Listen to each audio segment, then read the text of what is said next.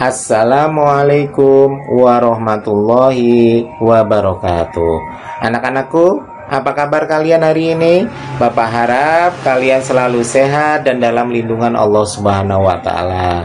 Baik, Bapak harap kalian tidak bosan karena pada hari ini Bapak akan membahas atau mengulas ulang mengenai sejarah perumusan UUD 45. Kenapa Bapak mengulang-ulang ini? Karena perumusan Undang-Undang Dasar 45 adalah bagian terpenting dari sejarah bangsa. Sebagai bangsa yang besar, kita tidak boleh melupakan sejarah. Sebagai generasi penerus bangsa, tidak seharusnya kita melupakan sejarah bangsa ini. Karena apa? Karena sampai detik ini kita bisa menikmati indahnya kemerdekaan, bisa menikmati indahnya bersekolah, bisa menikmati indahnya menggapai cita-cita. Itu semua berkat jasa para pahlawan. Coba kalau negara kita masih dijajah, tidak mungkin kita bisa sekolah setinggi mungkin, tidak mungkin kita bisa meraih cita-cita sebagaimana saat ini. Oke, itu semua adalah berkat jasa para pahlawan kita.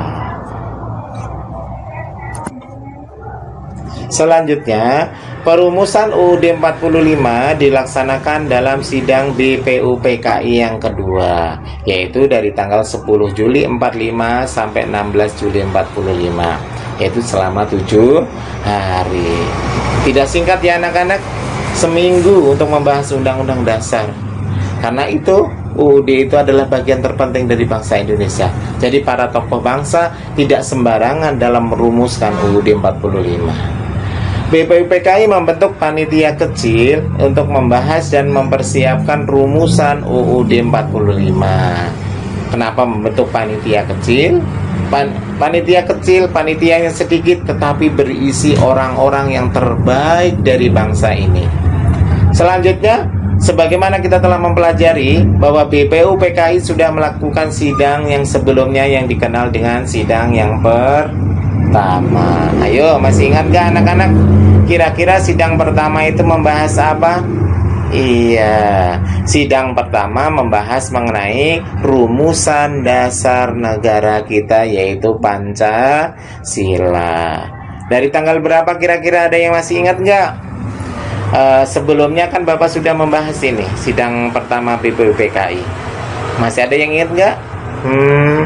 Iya, yaitu dari tanggal 29 Mei sampai dengan tanggal 1 Juni 45. Dalam sidang itu ada beberapa usulan mengenai dasar negara.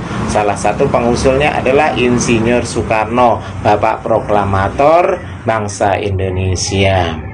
Setelah selesai melaksanakan tugasnya, BPUPKI segera dibubarkan karena tugasnya udah selesai. Kira-kira ada yang tahu nggak tugasnya itu apa aja kalau udah dibubarkan aja? Iya, BPUPKI itu punya tugas dua, yaitu merumuskan dasar negara yaitu Pancasila dan merumuskan Undang-Undang Dasar 1945.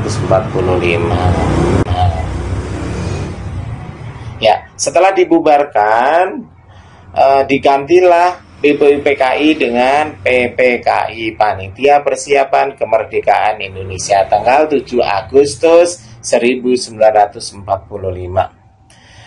Setelah proklamasi 17 Agustus 45, PPKI merumuskan hasil-hasil sidangnya. Kira-kira ada yang tahu hasil sidang dari PPKI itu apa aja? Yang pertama adalah mengesahkan UUD 45 sebagai undang-undang dasar tertinggi dari bangsa Indonesia.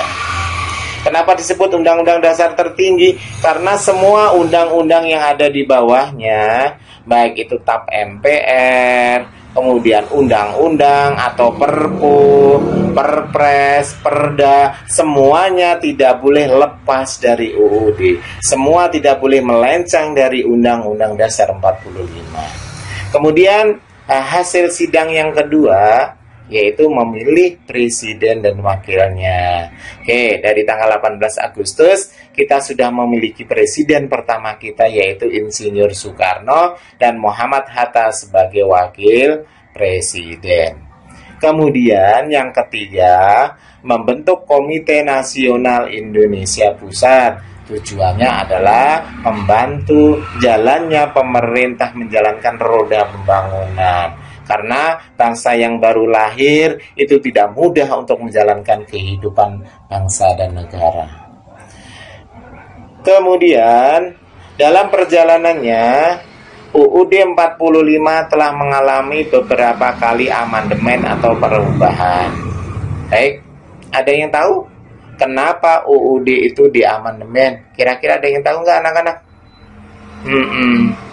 Tujuannya adalah untuk penyempurnaan anak-anak. Agar sempurna UUD kita menjadi undang-undang yang sempurna. Tujuannya agar apa? Agar kehidupan bangsa dan negara kita dapat berjalan dengan baik. Karena bangsa kita bukan bangsa yang kecil. Bangsa kita bangsa yang besar. Bangsa yang jumlah penduduknya terbesar keempat di dunia. Semua kehidupan rakyat harus dilindungi di dalam Undang-Undang 45. Kita bangsa yang beragam. Dengan keberagaman yang kita miliki, semuanya akan dilindungi di dalam Undang-Undang Dasar. Maka setelah dilindungi, maka rakyat akan mengalami kehidupan yang tentram dan damai. Kita sebagai bangsa yang kuat akan dihargai oleh bangsa lain. Jika kita tidak bercerai-berai, kita akan senantiasa menjadi bangsa yang dihormati oleh negara lain. Jadi, sebagai generasi penerus bangsa, kita harus senantiasa menjalankan Pancasila dengan UUD dengan baik dan benar.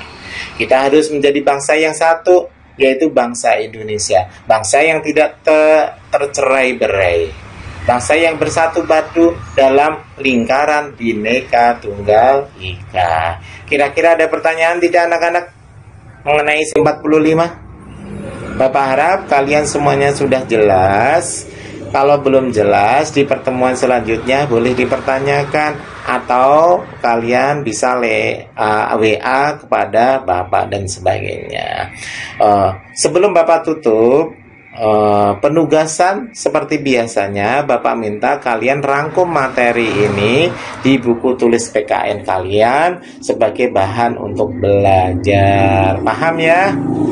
Oke, terima kasih. Maka Bapak tutup pertemuan kali ini. Akhirul kalam. Wassalamualaikum warahmatullahi wabarakatuh.